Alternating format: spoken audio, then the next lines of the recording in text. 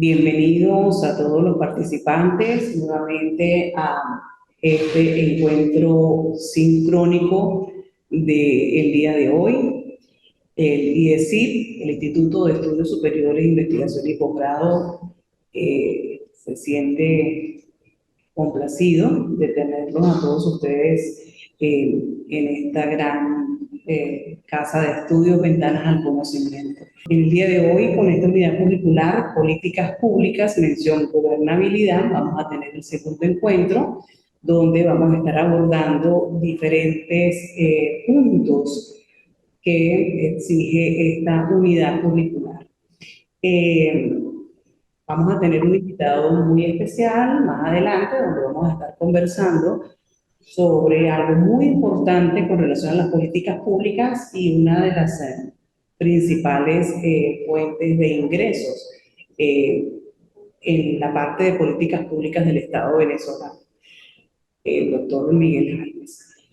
Eh, Quería hacer un repaso de la primera unidad curricular que ya estuvimos abordando en el primer encuentro sincrónico sobre la unidad curricular políticas públicas, donde allí se estuvo conversando sobre los conceptos y elementos fundamentales, los problemas públicos, la estructura de los problemas públicos, la importancia del estudio de las políticas públicas. Allí, bueno, estuvimos analizando un poco todo lo que tiene que ver con el desarrollo, ¿no?, de estas políticas públicas, no solo en Venezuela, sino en cualquier lugar del mundo, de manera nacional, regional y local. Allí estuvimos nosotros hablando sobre la gestión de proyectos, la administración pública, las necesidades sociales, el logro de los objetivos, la modernización y la participación ciudadana que hoy en día es de vital importancia para la solución de esos problemas, de esas problemáticas que se presentan en los diferentes sitios, en las diferentes comunidades. Y la política pública pues, es un instrumento de mejorar que busca dar respuesta a los problemas colectivos. También es importante posicionar y sostener los problemas públicos en la agenda de prioridades para convertirlos en una política de vital importancia y darle atención con recursos económicos, técnicos y políticos de los diversos problemas que se presentan en los diferentes sitios. También es la importancia del estudio de las políticas públicas, es rescatar el carácter público, precisamente de todo lo que tiene que ver con lo que sucede en nuestro entorno, lo que sucede en el país y cómo esas políticas públicas influyen de manera positiva para la solución de tantos problemas, de tantas situaciones que se presentan, ¿no? Asegurar también el cumplimiento de estas políticas.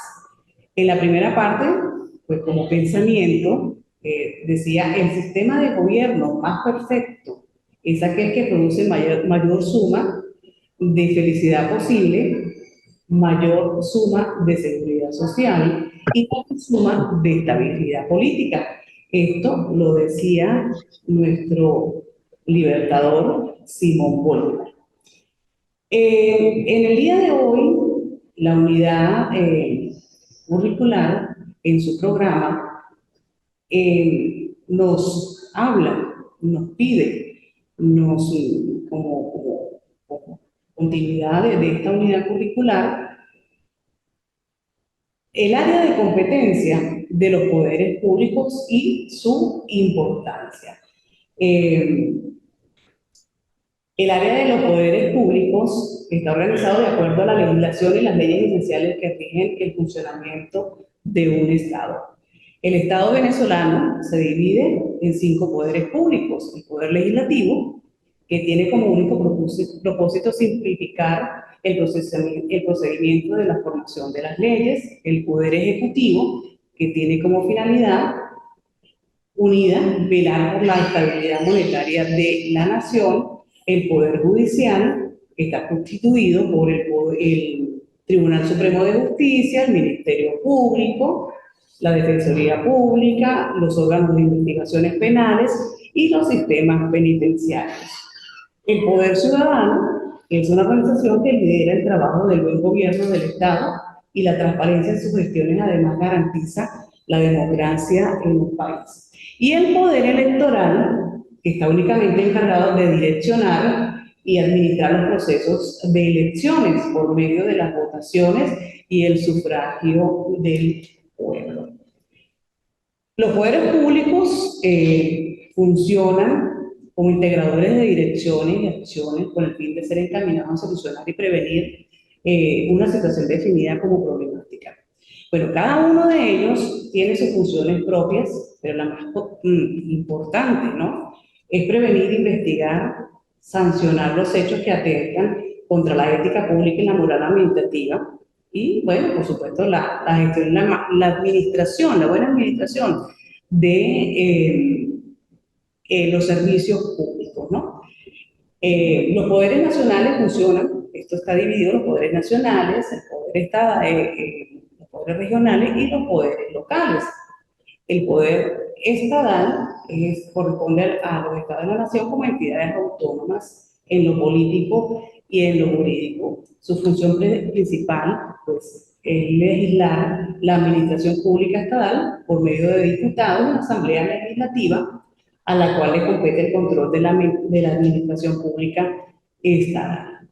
En el caso del poder municipal, pues ejerce 4 funciones: la función ejecutiva, desarrollada por los alcaldes o la alcaldesa, a quienes corresponde el ejercicio de gobierno, dirección, coordinación, planificación, administración y ejecución de esas problemáticas que se presentan en cada una de las localidades, en cada uno de esos estados. La función deliberante corresponde al Consejo Municipal, la función de control fiscal corresponde a la Contraloría Municipal y la función de planificación ejercida por el Consejo Local de Planificación Pública.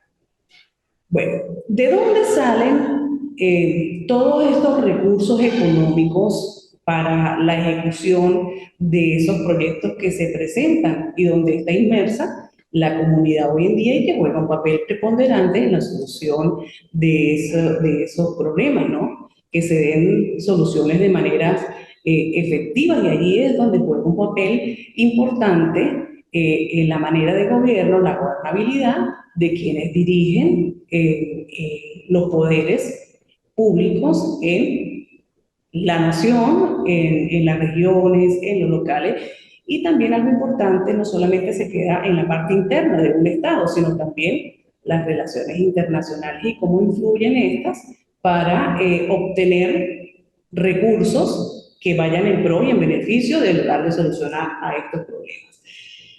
Los recursos económicos que sustentan los poderes públicos, por ejemplo, en el caso venezolano, pues es bien sabido que en su mayoría provienen del petróleo, siendo esta la principal y más importante fuente de energía. La mayor reserva de petróleo la tiene Venezuela, son de crudo pesado, un hidrocarburo que para venderse debe ser mejorado con aditivos o petróleo liviano. Es una de las reservas más grandes del mundo y cuenta con una moderna infraestructura petrolera.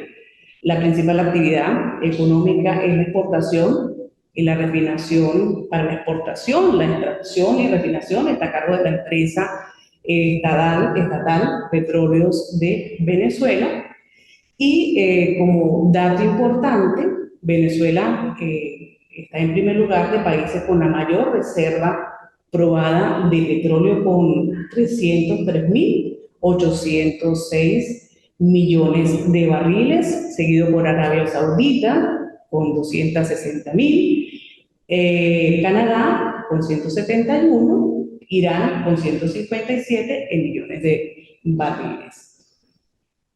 Es importante esta unidad curricular porque nos lleva a ver, a conocer, a analizar cuál es la situación que nosotros tenemos internamente en el país y cómo se están desarrollando estas políticas. Pero no podemos dejar un tema tan importante, como lo venía diciendo, con relación a la principal fuente de ingresos que tiene el país, como es el petróleo.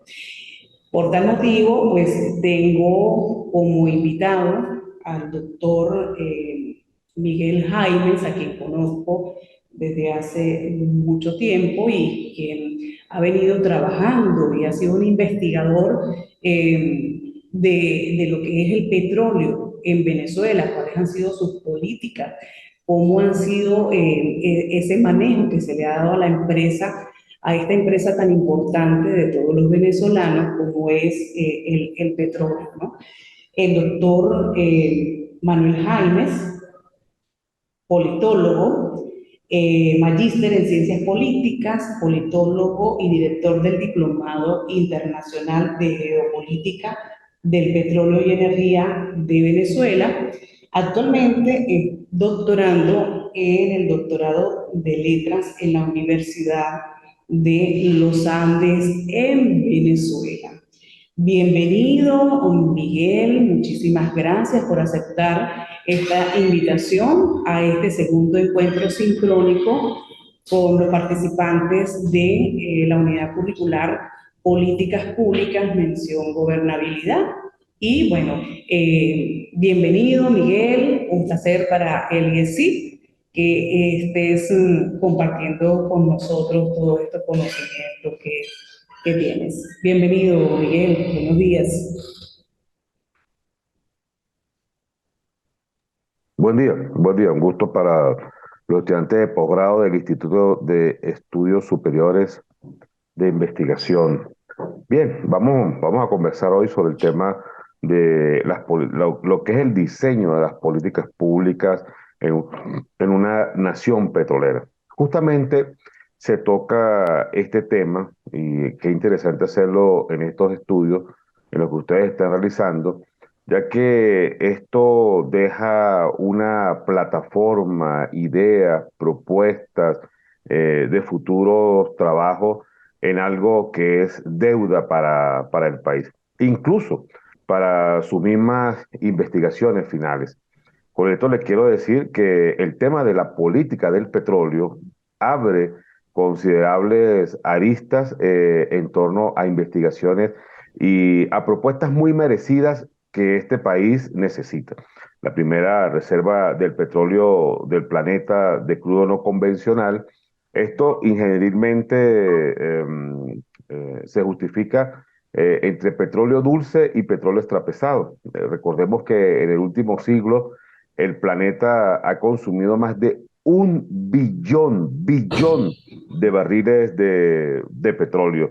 Y ahora el mundo industrializado, el de la industria, el del comercio, el de las transacciones, el que hace funcionar toda la maquinaria industrial del planeta, tiene que ir a otro tipo de crudo. Pero el diseño de nuestra maquinaria está diseñado para el petróleo.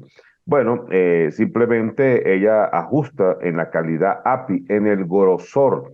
La API, la Agencia Internacional del Petróleo, que mide los crudos extrapesados, pesados, medianos, livianos y condensados. Extrapesados, los más gruesos, que tiene una calidad API de 4 o 5 grados. Y cuando usted escucha un condensado, eso es una calidad API de hasta de 40 grados. Es decir, que de la tierra a la superficie se extrae, y eso es casi como ver una gasolina, ver un querosén. Es muy diluido y eso pues representa mucha calidad. Venezuela a lo largo de un siglo ha extraído crudo pesado en varias fórmulas. Una de ellas, una de las más conocidas, es el Merey 16.5 en calidad API. También está el Tijuana, está el Santa Bárbara, está el Mesa 30. Hay varios tipos de crudo que se colocan en el mercado global.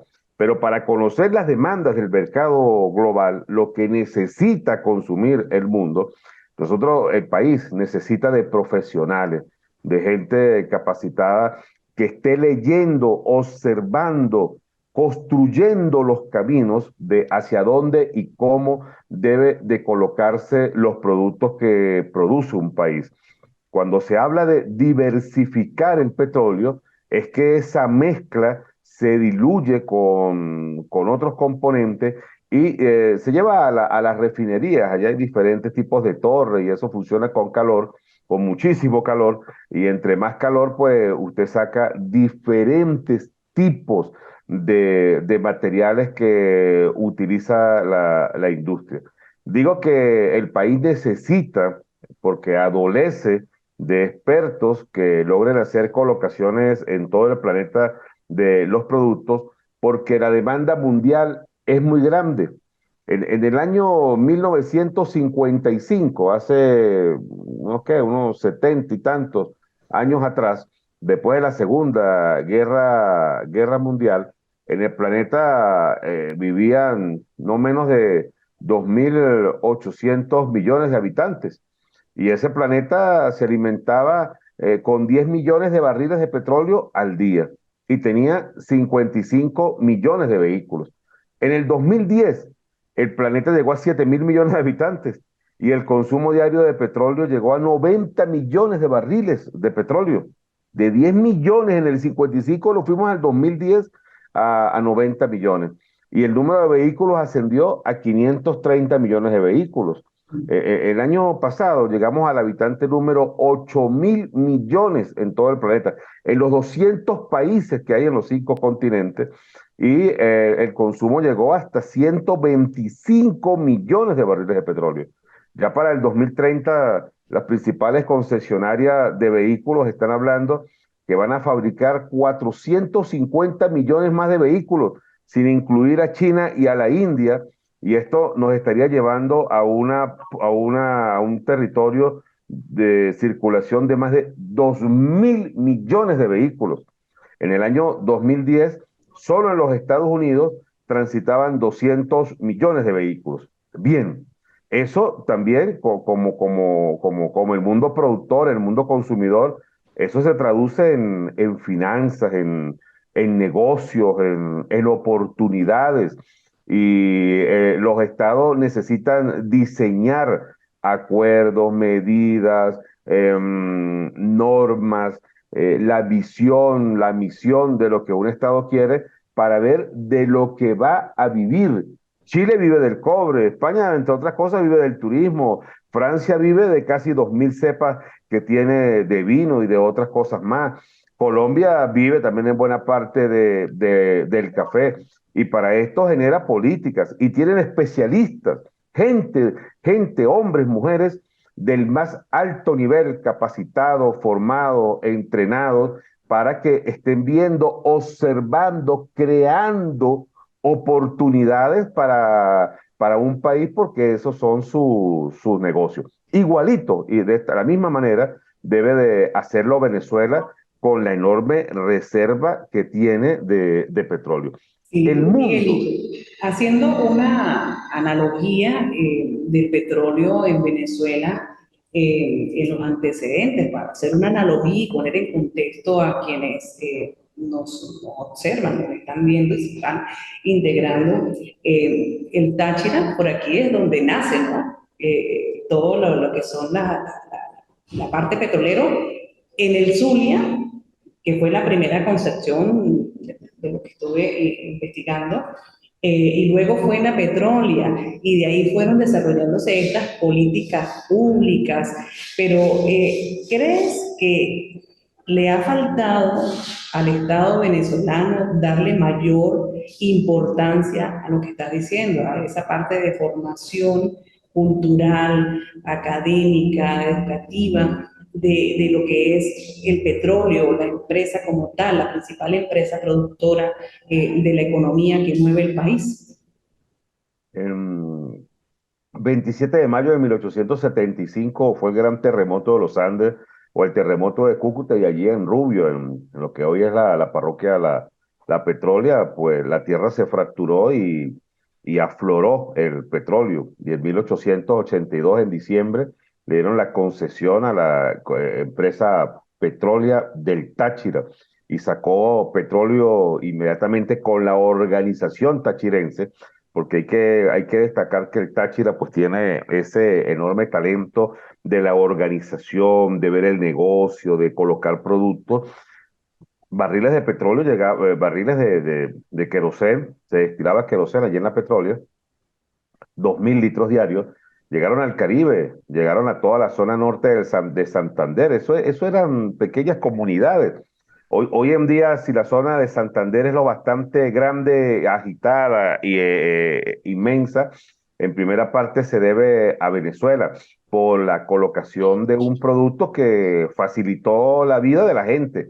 O sea, llegó el querosén, usted podía calentarse, usted podía hacer comida, usted podía hacer ignición con fuego, podía colocar ciertos faroles, ciertas lamparitas y usted podía alumbrar algunas calles. Y entonces así comenzó el comercio hasta que, bueno, hoy en día tenemos aquella explosión demográfica y de negocio en la frontera, el cual pues muchos deberían tratar de entender. Tener ese dron que tenga la mirada, que observe, que analice el contexto.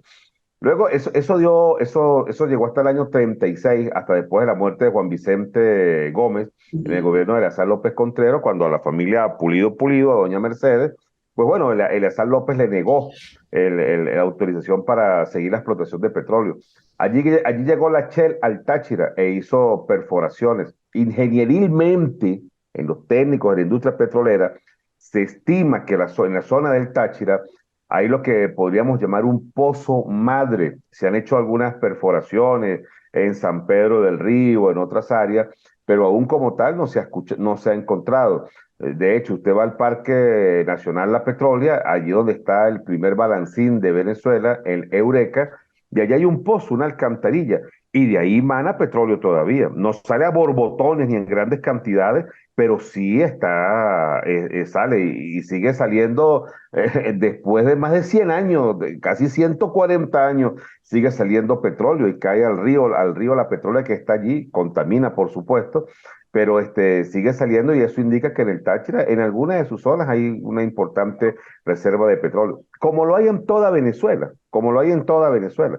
Este país no en balde está diagnosticado ingenieralmente como las reservas más grandes de crudo, de los convencionales y los no convencionales, los pesados y los no pesados, los que utiliza el aparato industrial. Luego de eso, la explotación del petróleo comenzó en el estado Zulia, en el Sumaque, el Cerro La Estrella, y luego de eso se hizo la primera refinería en San Lorenzo en el año 17 y salió el primer carguero de petróleo para el mundo. Pero desde entonces, desde ese momento, la industria del petróleo, allí es donde está nuestro clivaje, fue dominada, inspirada, manejada, espiritualmente estuvo bajo el control de las transnacionales. Tres fueron los grandes países que llegaron a Venezuela con sus empresas, se instalaron, lo explotaron y crearon una administración, un contenido en torno al petróleo. En esto, al principio, no participó directamente el venezolano, el criollo. Esto estuvo en manos primero de los gringos, de los estadounidenses, con los Rockefeller Center, con la New York Bermúdez Company, con la Hasplan Company, con la Orinoco Petroleum Company igualmente, que empezaron a explotar los diferentes campos, los yacimientos que les otorgaron. Luego llegaron los ingleses con la Shell y también llegó Holanda y tenían el país dividido. Estaba la barra de Maracaibo y estaba la barra de Maturín, en Jusepín, en Punta de Mata, en el río San Juan.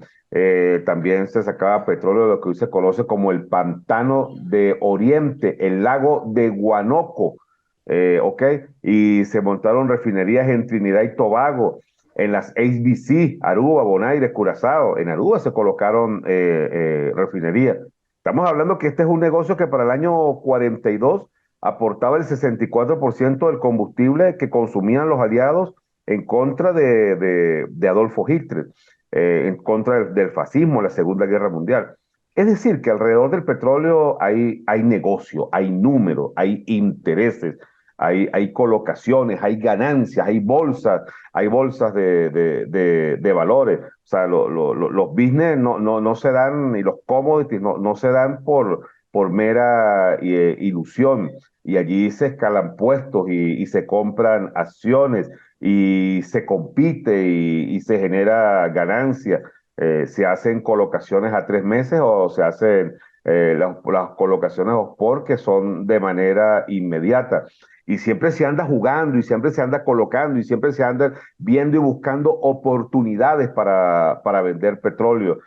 Por lo menos Venezuela bien pudiese diseñar papeles de venta de petróleo a futuro, a años incluso, con una tasa de rendimiento entre un 10%, 20% arriba o abajo, acorde al precio que esté.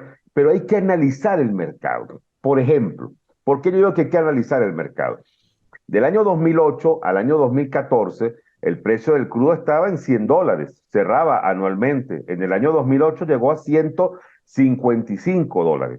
Pero en el 2014 el precio se desplomó hasta febrero de hace un año, el 2022, cuando producto de guerras, de enfrentamiento en Ucrania, en la Federación Rusa, en el centro del mundo, el precio del petróleo se disparó hasta $133.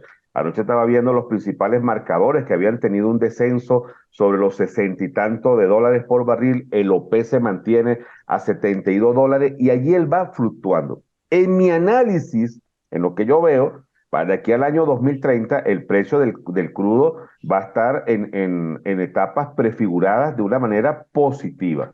¿Por qué? Porque del 14 al 22 el precio del petróleo sufrió golpes muy duros, llegó por debajo de $0. Y esto afecta a la economía. Usted tiene un restaurante, usted tiene una venta de cualquier cosa, usted vende cachapas en su negocio, vende libros, vende cualquier cosa, y los costos de producción no deben de estar por debajo ni deben chocar con las ganancias, sino que las ganancias deben estar por arriba, en una barrera, en un porcentaje, para que su negocio sea próspero. Pero para eso hay que hacer estudio, análisis e incluso influir. Hay grupos, corporaciones que influyen con sus decisiones, con sus acciones en el precio del petróleo. Si en este momento sale uno de los presidentes, de los mandatarios o de los reyes, de los emires, de los países de la OPEP son 13 naciones, y dice, no vamos a vender más petróleo. La agenda en la próxima reunión ordinaria o extraordinaria de la OPEP va a estar que no vamos a vender más petróleo.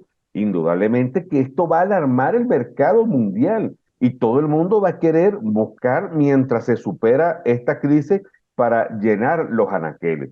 Esto puede ser de una manera inducida o puede ser por algún daño ingenieril o por el traspaso de otra tecnología. Es decir, que ustedes allí, los futuros egresados de esta importante carrera, de este posgrado, tienen un área y una competencia de trabajo muy importante en el presente y en el futuro, porque hay cosas e ideas en el negocio del petróleo que no se han dicho. Por ejemplo, no tenemos en Venezuela una revista especializada sobre el tema de los precios del petróleo, donde pudiesen estar detrás de ellos analistas que estuvieran configurando y creando escenarios de mercado, también advirtiendo hacia dónde va el mundo. Mira, tal país está compitiendo, tal país está yendo a tal tecnología, para los carros híbridos, los carros biomecánicos, para el diésel, el combustible más puro, las ventas de petróleo van a caer, van a subir, va a haber una necesidad, el aumento de la población, y sobre todo, tener especialistas en el área de la guerra, del enfrentamiento, del conflicto. Porque, en fin y al cabo, lo que marca y lo que incide el precio del petróleo, del barril de petróleo, del tonel de petróleo, un barril son 42 galones o son 159 litros y un galón son 3 litros, 3.75 litros. Eso es un barril de petróleo. Y lo que define su precio, su costo, su colocación, su futuro, su demanda, es, lamentablemente hay que decirlo, es así el comportamiento del mercado, el tema de la guerra. Pudiésemos decir que detrás de ese tema tan oculto como es el enfrentamiento global, en el cual está de por medio la vida de seres humanos, para muchos negocios en el planeta, se mide por el nivel de enfrentamiento que hay en el mundo. En el año 2010 había 72, 74 países participando en guerra, más de los que estuvieron en la Segunda Guerra Mundial. Al inicio de la pandemia hubo duras críticas porque se decía, bueno, ¿cómo es posible que el mundo esté en pandemia, casi que en una recesión mundial, y 47 países estén peleando, estén en guerra? Cuando nosotros escuchamos términos como recesión mundial, vacío de la economía, futuras inversiones y colocaciones, inmediatamente esto se relaciona con business, con negocio, esto se relaciona con políticas públicas, porque es que en la guerra también se hacen políticas públicas, también se hace en la paz, porque es el diseño. Y Venezuela como tal es el principal. Ahí va Miguelito. ¿Afecta a Venezuela ser un país petrolero? Bueno, todos los países les puede afectar el tema Ya que juega un de papel importante como país petrolero, ¿no? a todos los países les puede afectar el nivel de ganancias de la materia prima que tienen. Esto no decidimos vivir en una zona donde hay tanta reserva de petróleo o donde hubo tanta naturaleza o hubo tanta biodiversidad. Se estima que hace siglos, siglos atrás, en eras geológicas muy antiguas de millones de años, toda esta zona, que puede ser como un anillo, una moneda desde Ecuador, Colombia, Venezuela, hasta Brasil, fue un área de mucha biodiversidad, plantas, naturalezas, ambiente, animales, y en las eras geológicas, bueno, todo eso va falleciendo y todo eso se va hundiendo por capas en la tierra, ríos, mares, y bueno, y tuvimos la suerte, la dicha que el centro lo que los estadounidenses han llamado la olla petrolífera, está en este territorio. Este territorio, no en balde, es la cuarta reserva mundial de gas. Pudiéramos ser la segunda reserva. Se estima que en Venezuela está el 12% del oro que hay en el mundo. Y generalmente en el planeta se estima que hay más de 65.000 millones de toneladas de oro. ¿Cuánto es el 12% de eso? Más de 6.000 millones de toneladas de oro están en Venezuela. Entonces hay que diseñar, hay que crear, hay que conjeturar, hay que planificar políticas públicas en base a todos y a cada uno de estos negocios. Y esto le abre oportunidades. Si yo fuera un estudiante de políticas públicas, inmediatamente se me abrirían los ojos así de grandes, me llenaría de muchísimas ideas, porque como egresado pudiese estar creando muchas ideas para incidir en el mercado mundial. También sería un egresado apetecible, porque muchos países del mundo colocan los ojos en Venezuela porque quieren también saber la fórmula, el diseño, o sea, de cómo un país tan pequeño tiene una gigantescas reservas de tantas cosas y que está bendecido, llamémoslo así, de forma religiosa, aunque no es el término académico, tiene la bendición de tener muchísimas oportunidades, porque el precio del petróleo va a seguir subiendo y también va a caer. Eso es lo común, es un colchón. Usted se sube, usted se baja, usted descansa y usted se desarrolla en ese colchón de oportunidades. Entonces, como tal, las instituciones, el Estado, los organismos, los ministerios deben de diseñar, de crear, hacer escenarios, fórmulas políticas, las políticas públicas en torno a una nación energética. Si nosotros nos viéramos como una nación energética y minera, tendríamos gran parte de nuestros problemas resueltos, porque habría una orientación, habría un camino. Vuelvo y repito, usted nunca ha visto a un chileno negando el cobre, Usted no ha visto un colombiano negando el café, las flores, las rosas que producen en Colombia y muchas cosas más. Usted no ha visto a un francés negando el vino, porque eso genera commodities, eso genera dinero, eso genera ganancias, eso incide en el Producto Interno Bruto, eso incide en las reservas de dinero que hay que en cada uno de los bancos centrales de muchos países. Usted no ha visto un español negando el turismo. Allá en las Islas Canarias, que son siete: Fuerteventura, Gran Canaria, eh, Lanzarote, están los diseños de turismo, el Cantábrico, allí cercano al Mediterráneo. El turismo juega un papel muy importante en España. Bueno, Miguelito, usted no ha visto un español negando el turismo, sino al ¿qué, contrario, perdón, más bien construyendo ideas en torno a su turismo, ¿no? qué ha pasado con las políticas en el caso venezolano con relación al manejo de la industria petrolera durante todos estos años, Miguelito? Cuál es tu Bueno, Gladys, visión? el país tal vez, en algunas oportunidades se ha confundido o ha tratado de buscar el camino de sus políticas públicas en torno a su financiamiento, a su ordenación financiera. Porque sabemos que afecta, ¿no? Las relaciones internacionales, como tú decías, es un colchón, sube, baja, hay diferentes situaciones que se presentan a nivel internacional de intereses, ¿no? Esto no ha sido fácil, ¿no? Porque primero el modelo económico, financiero, de inversiones, de colocaciones, de políticas de la industria petrolera venezolana fue diseñado, esculpido, manejado, formado, fraguado en un molde, arreglado y pintado por las transnacionales, que tuvieron una gran influencia en este país de casi de 70 años. Y crearon políticas, no es que no han creado políticas. Ujú. Después de la nacionalización del 1 de enero de 1976, la entonces industria petrolera PDVSA, cuando nació PDVSA, se creó un proyecto que se llamó la internacionalización. Eso fue la compra de 21 refinerías, puertos y terminales en el mundo. Se hicieron inversiones hacia allá.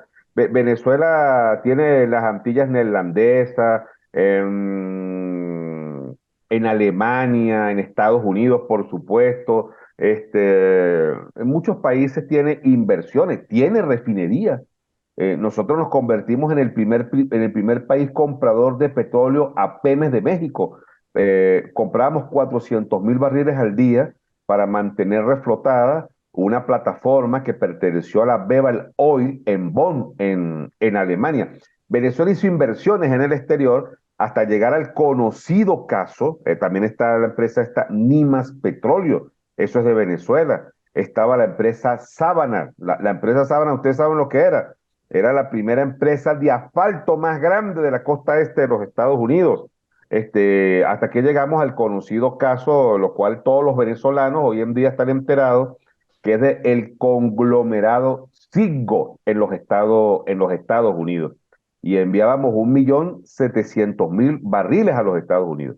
Es decir, yo no voy a entrar a criticar o a decir que es bueno o es malo todas esas inversiones que Venezuela ha hecho en el exterior, pero había negocios, había una política, nos debíamos a una agenda.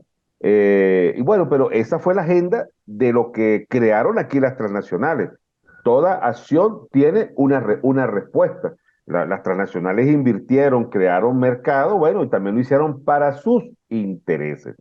Esa enorme influencia, esa huella tuvo un gran peso en Venezuela porque sus mandatos y su diseño estuvo orientada en la política de las transnacionales.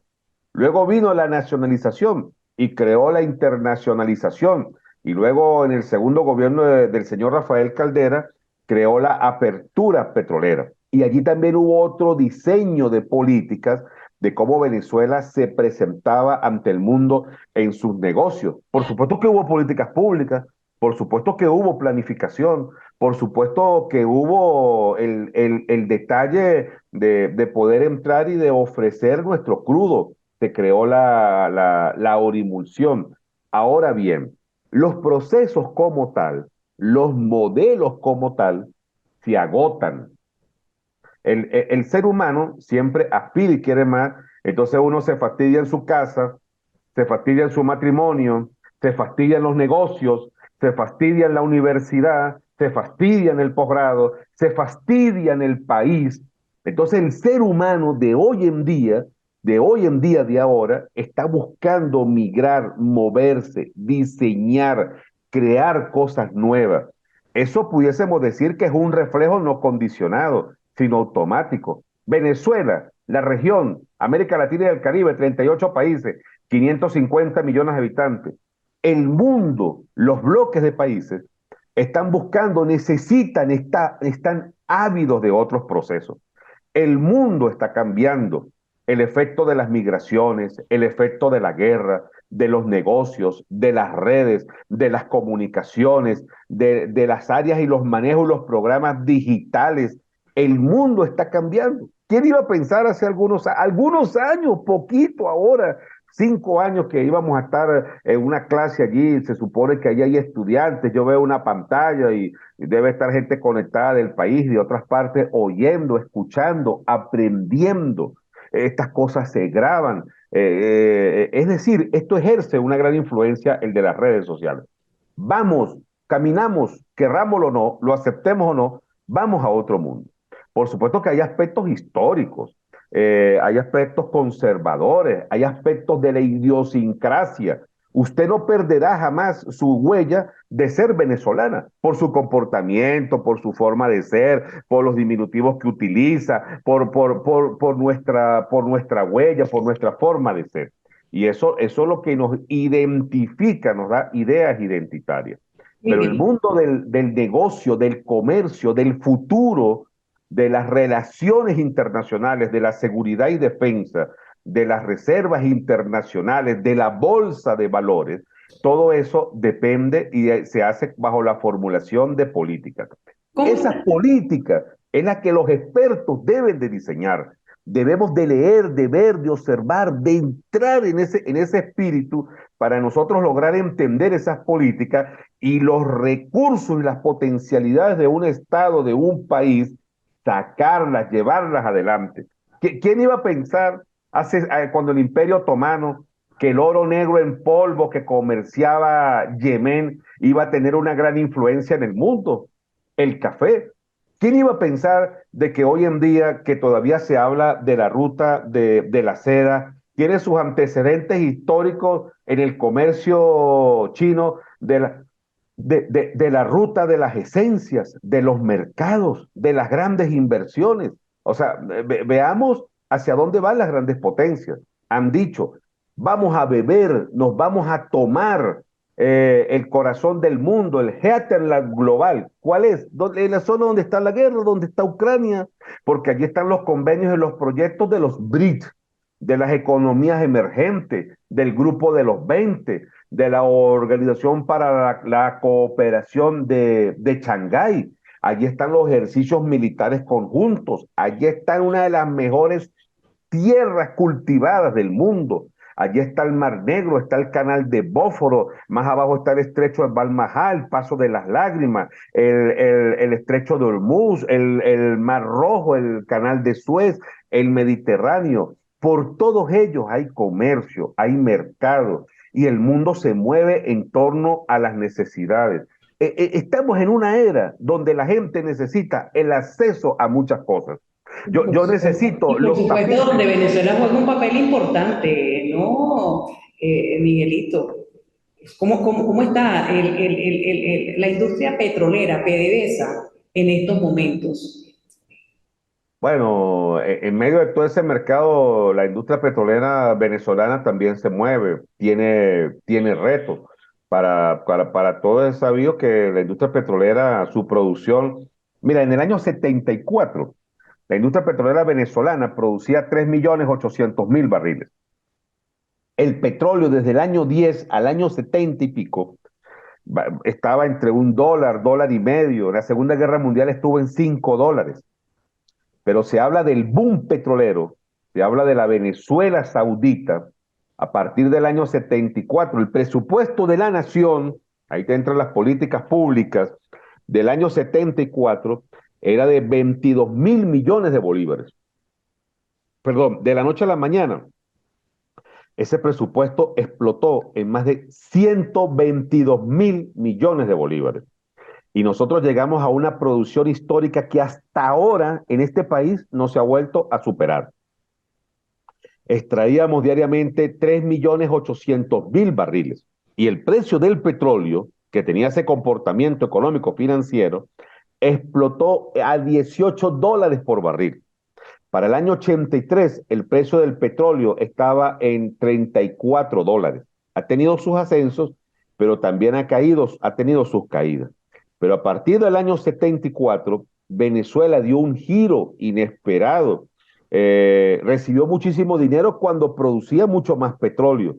Bueno, no hubo el llamado, no hubo la convocatoria a especialistas, a expertos en diferentes áreas, que tampoco eran expertos en el tema de la geopolítica del petróleo o de las políticas públicas del petróleo.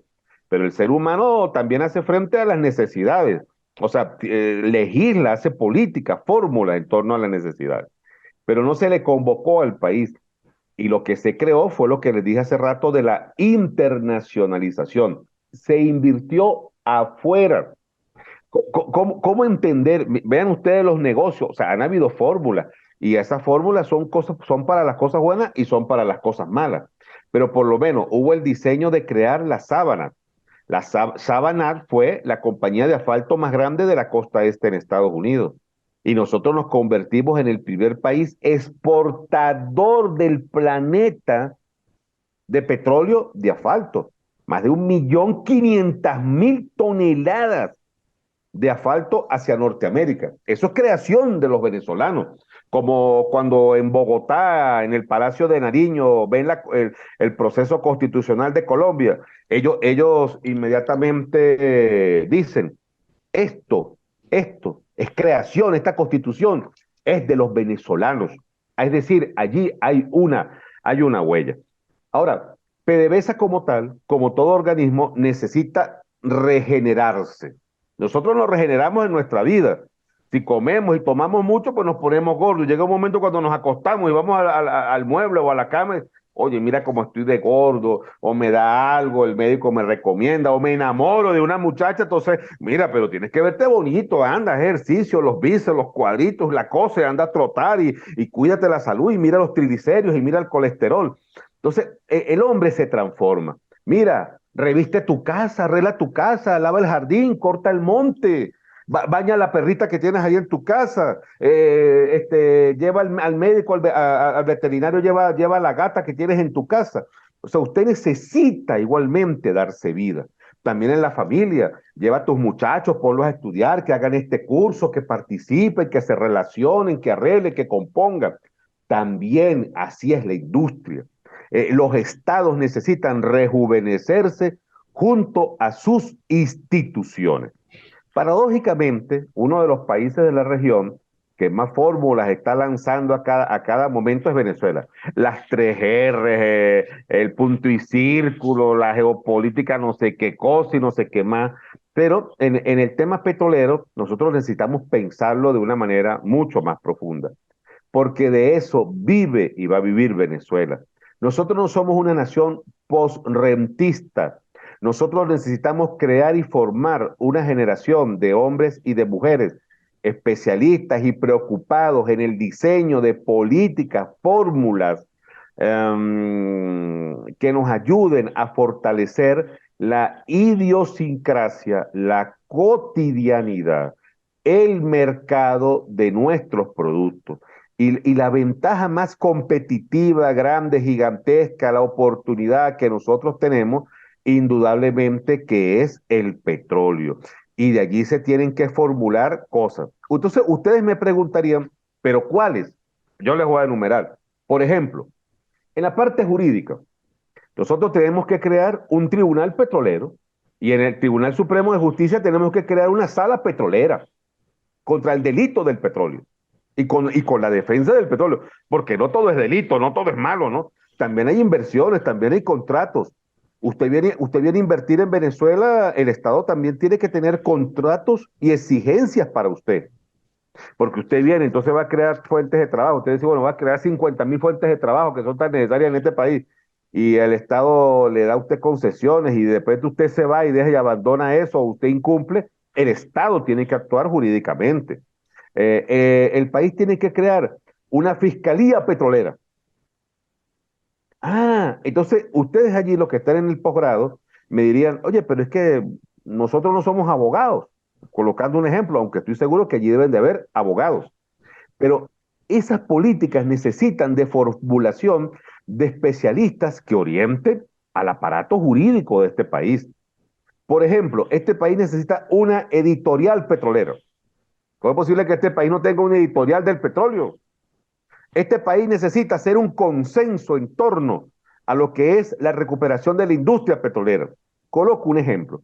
En estos días un medio de comunicación internacional me entrevistaba sobre, le estaba dando algunas valoraciones sobre un llamado que hace el presidente de Sudáfrica, una nación de 2 millones de kilómetros cuadrados y de 60 millones de habitantes, porque el sistema eléctrico colapsó y bandas de criminales pues robaban el cobre, los componentes de la industria eléctrica y los comercializaban. Recuerde que Sudáfrica tiene acceso al Océano Índico, pues, y seguramente, bueno, Sudáfrica y África son 55 naciones, son 1.300 millones de habitantes, ¿no? Entonces, bueno, tiene fronteras.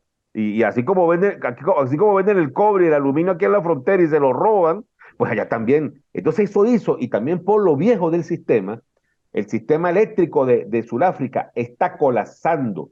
El presidente lanzó un decreto y llamó a todas las instituciones, a todo el organismo, a todo el país. Vamos a recuperar el sistema eléctrico nacional. Hay ideas en torno a eso. Ahora, ¿fue que al presidente de Sudáfrica se le ocurrió? No, él tiene diseños de políticas públicas, de llamamiento, de convocatoria. El mundo, el mundo, todo se pone a trabajar, todo lo hace, es la inspiración. El mundo es inspiración. Usted se casa y se une con una persona porque usted le dice a esa persona, le da ideas que la inspiran. Claro. Usted le habla de amor, usted le habla de trabajo, usted le habla de proyectos. ¿Alguien ha visto? Hay una organización, Sí, hay una visión, hay sí, una planificación, una coordinación de actividades, de progreso, de desarrollo, con una visión positiva que genere resultados positivos. sí, la inspiración. O sea, nadie ha visto el amor. Nadie ha visto el amor. Eso no está en una tienda, no se exhibe. No hay pastillas para el amor, ¿no? O sea, nadie lo ha visto. Es una inspiración, es una creación. Los estados, los gobiernos también tienen inspiraciones, también tienen ideas en base a la integración, en base a sus potencialidades, en base a sus mercados, en base a la preparación, capacitación, formación y estudio de su gente. Entonces, el Estado necesita hacer y realizar políticas públicas y jugar y contar. Cuando digo jugar es porque la política no es una cosa de ir a sentarse en cualquier iglesia y orar con las mejores intenciones. No, en la política no hay amigos. En la política lo que hay son intereses. En la política no hay ni buenos ni malos. En la política lo que hay son ganancias, igual que las grandes empresas y las grandes corporaciones. Pero todas esas ganancias, sean buenas o sean malas o sean regulares, necesitan un punto de inicio, necesitan una inspiración para concretarse. Esa inspiración la dan los especialistas sobre diversas políticas, llámese públicas en todo caso, que es la que ha ganado un mayor y un mejor terreno. Está la ciencia política, es más compleja, más difícil, es más etérea, pero cuando usted habla de una política pública, usted va a algo directo, concreto, a un resultado.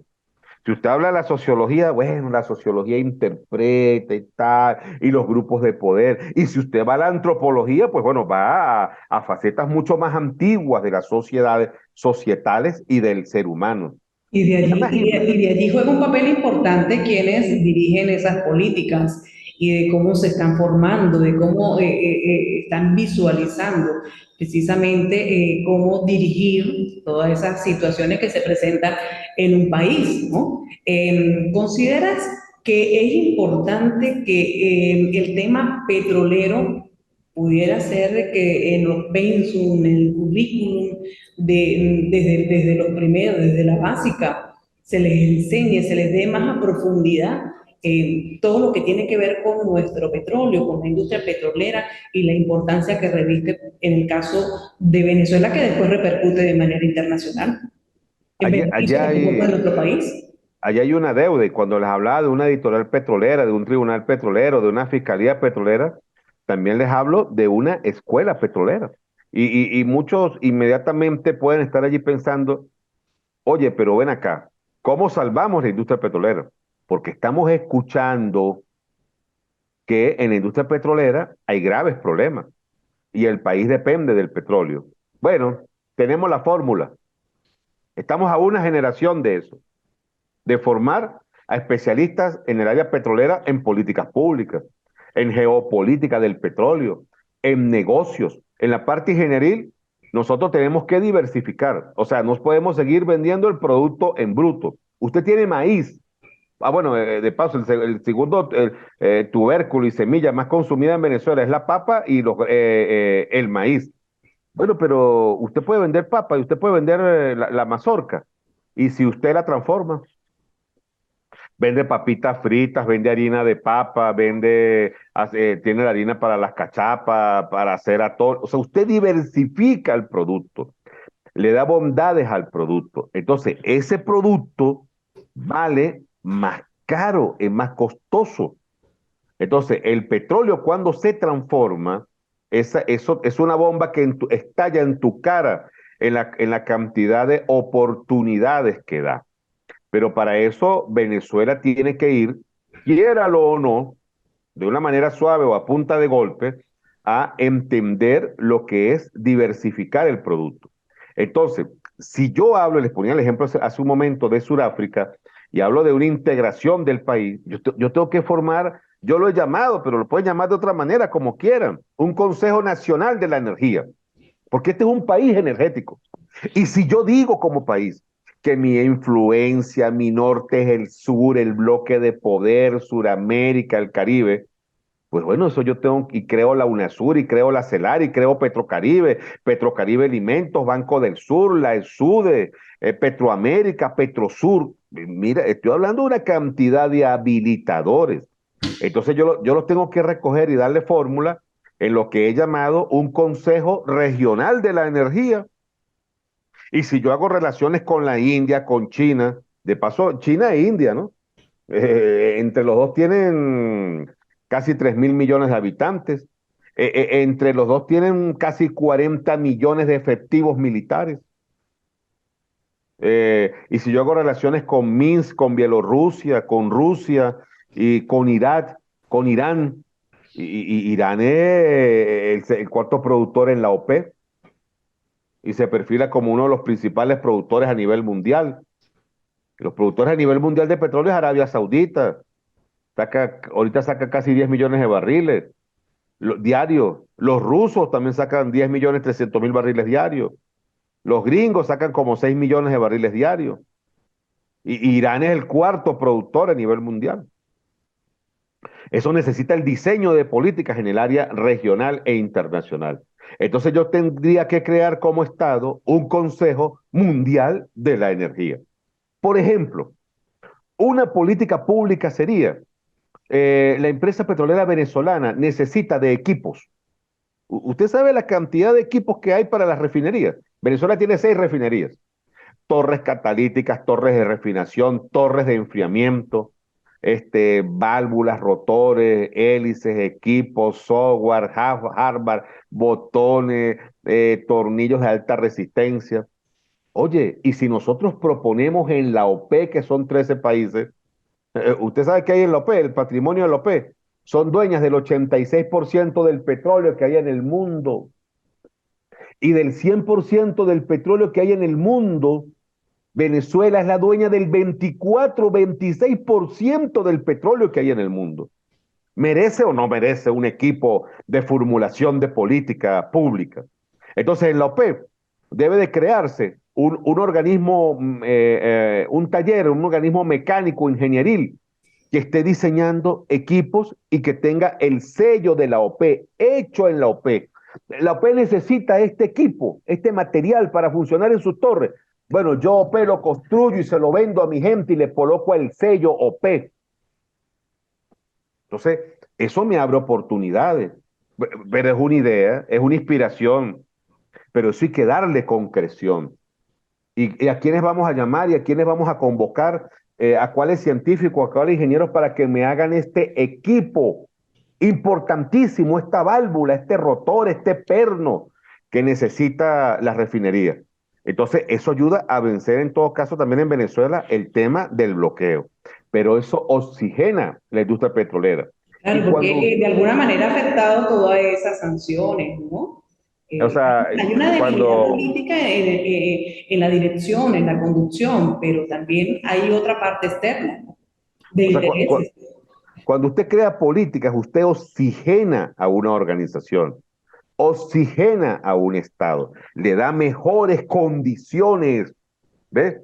Yo tengo mejores condiciones porque hago ejercicio, porque me cuido la comida, porque voy al médico, porque tengo una actividad sana, como vegetales, elimino las harinas, elimino los azúcares. Tengo mejores condiciones. Bueno, al país hay que darle mejores condiciones, porque el país está amorfo, el país está obeso, el país tiene graves problemas en sus venas, en su circulación, en sus ideas, en su fachada, en su pintura. El país hay que remozar el país. Y eso no significa que vamos a la fosa o que vamos a asistir al entierro del país y que ya tiene aquí la urna para sepultar el país. Eso significa que hay que remozarlo, que hay que rejuvenecerlo, que hay que reacondicionarlo. Bueno, eso es la creación de política. Por ejemplo, usted nombra allí lo de las sanciones contra Venezuela, pero yo te voy a decir algo. Hay 47 países sancionados en el mundo. Rusia tiene más de 16.000 sanciones. Nosotros tenemos 900 y tantos sanciones. Irán, una nación de 1.750.000 kilómetros cuadrados, 75 millones de habitantes. Su capital es Teherán. Irán no tiene más enfrentamiento con Estados Unidos, Canadá y Europa que los que podamos tener nosotros. Y en Irán, desde el año 79 está bloqueado. Ustedes han escuchado algo que se llama la doctrina Carter, de Jimmy Carter, demócrata, presidente de los Estados Unidos, para ese año 78, 79, 80.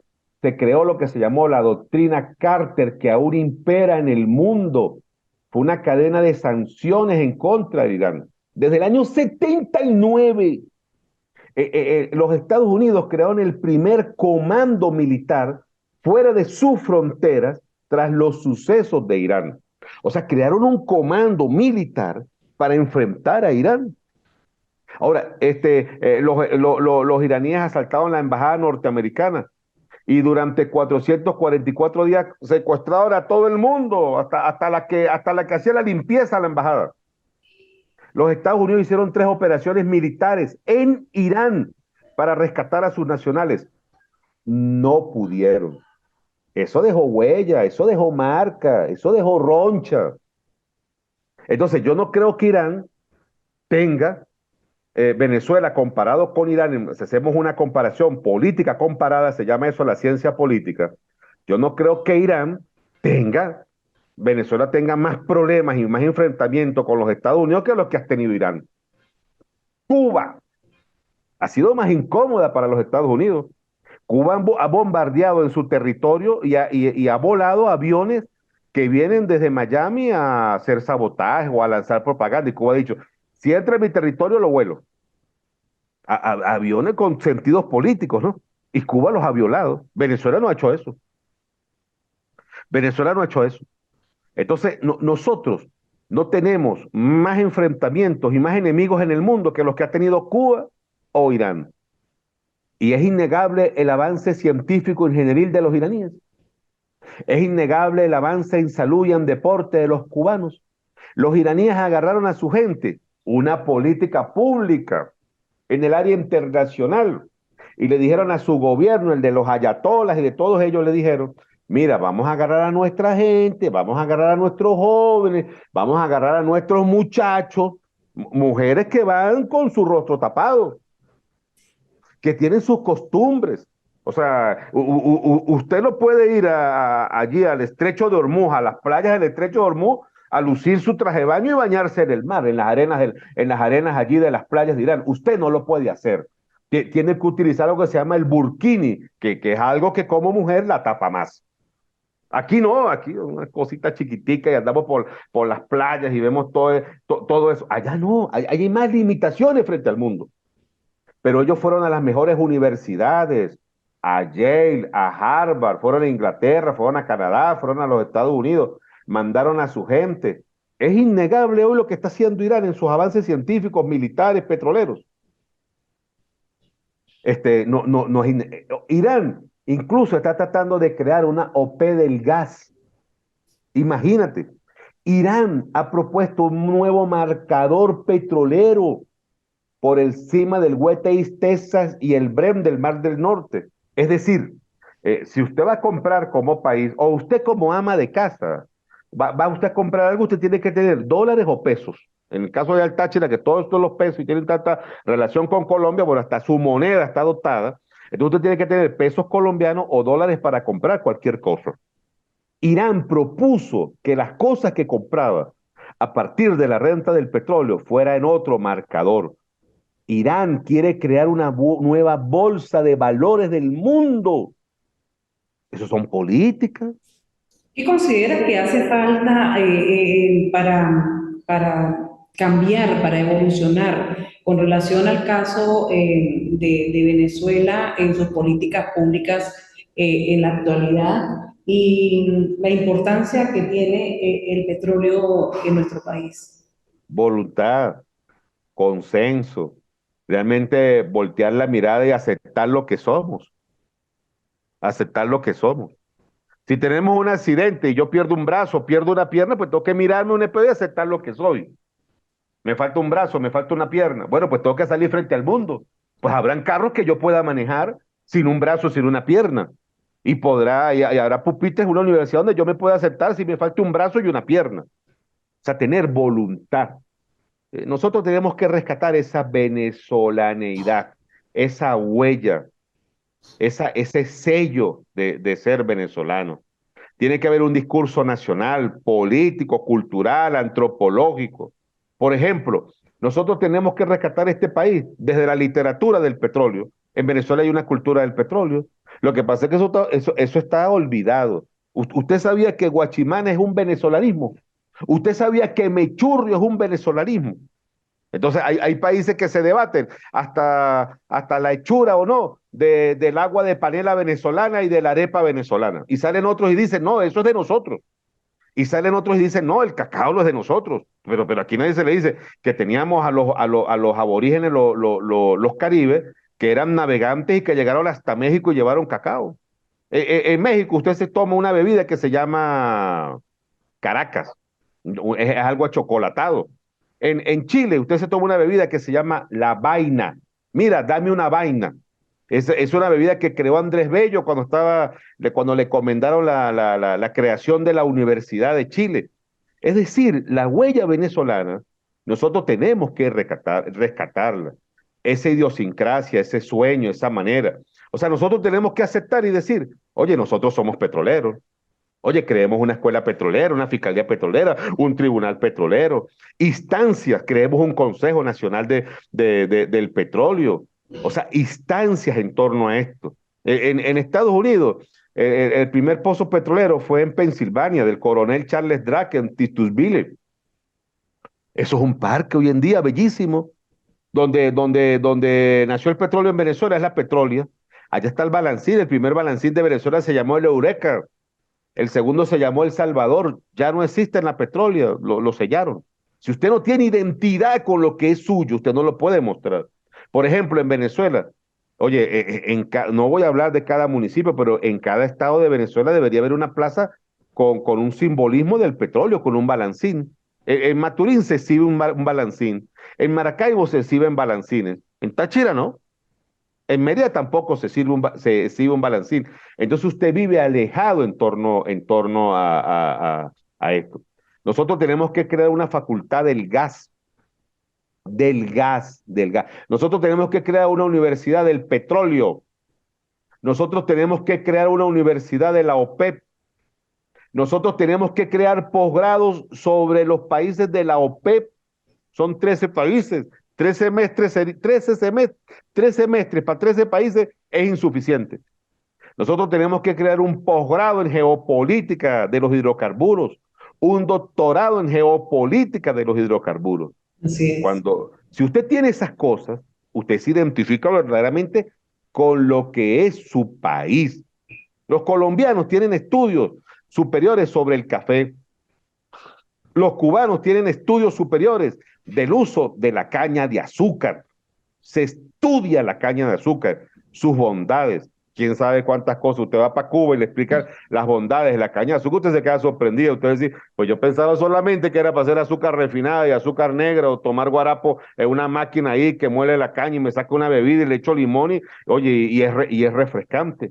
Resulta ser que sirve hasta para la medicina. Así es. Entonces, nosotros tenemos que orientar el país hay que hablarle claro al país, con sinceridad al país en lo que somos. Concienciar.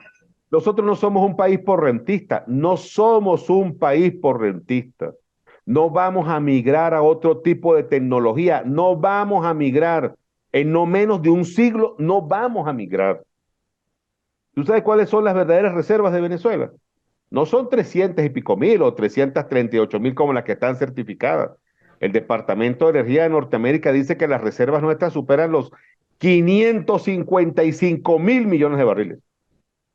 Las reservas nuestras superan el billón de barriles de petróleo. Aquí hay Billón. petróleo para los próximos 10 siglos, para los próximos 1000 años.